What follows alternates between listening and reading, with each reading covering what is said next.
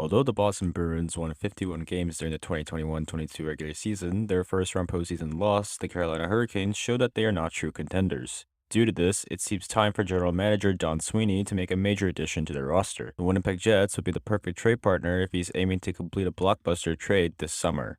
Let's take a look at why this is the case. Welcome back to today's episode, everyone. If you like my content, make sure to subscribe, hit the like button, and turn notifications on so you know when I publish next. With all that out the way, let's get into today's episode.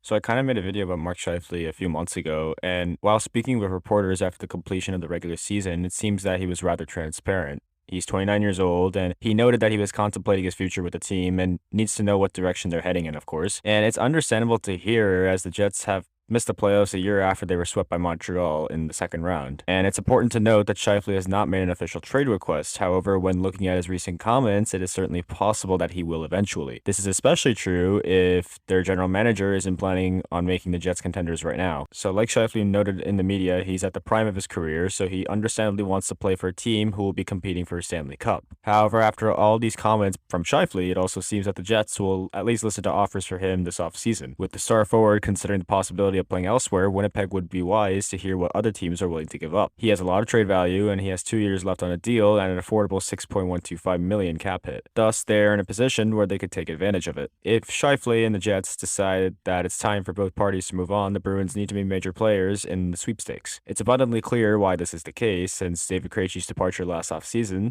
the Bruins have been noticeably weak on down the middle. This fact will only worsen if Bergeron elects to retire this summer instead of returning next season. Either way, Scheifele would still provide them with the major boost that they needed to become real contenders again. Although Scheifele gets some criticism over his defensive play, his scoring ability significantly makes up for that. The season alone clearly shows that, as in 67 games over the year, he had 29 goals going along with 41 assists. Thus, for the 6th straight season, he was at least a point-per-game player. With the Bruins being well known for their scoring woes, he would immediately help them with this ongoing issue. If Bergeron returns, however, Scheifele would still be an amazing fit for the Bruins' second line. Imagine a trio of him, David Pastrnak, and Taylor Hall. It's going to be absolutely lethal to watch. One could argue that this line would even better the majority of other teams' top lines, and with that being said, Scheifele would of course be a major part of the club's power play. The Bruins' power play was horrible at the end of the year, as they went 0 for 39 until Pastrnak had returned and scored a goal, so this is an area that they should be looking to improve in this summer. There's no question that a Scheifele addition would be a game changer for the Bruins. However, in order to actually acquire him, they would need to give up a lot, and not only is he among the top centers in the sport, but he also has a very team-friendly contract left. To add to that, the Jets are not even in a full-on rebuild mode, so they would likely want an NHL-caliber talent to go along with other assets. When looking at the Bruins' current roster, the player I think of first that's probably going to go to Winnipeg would be Jake DeBrusk. Although he ended the season amazingly, he still hasn't taken back his trade request. Thus, using him in a package for Scheifele could make sense. With that, the Bruins could also part ways with one of their surplus of left-handed defensemen. Although often criticized, Matt Grzelcyk has proved that he can play top 4 minutes, so perhaps the Jets would target him.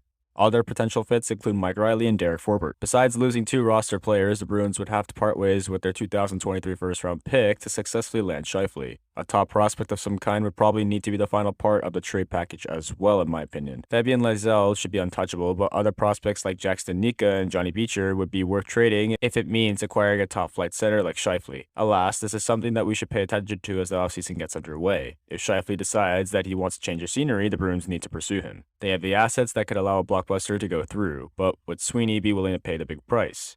If it means the Bruins will be legitimate contenders again, it needs to be at least considered. Thank you guys for tuning in and have a wonderful day.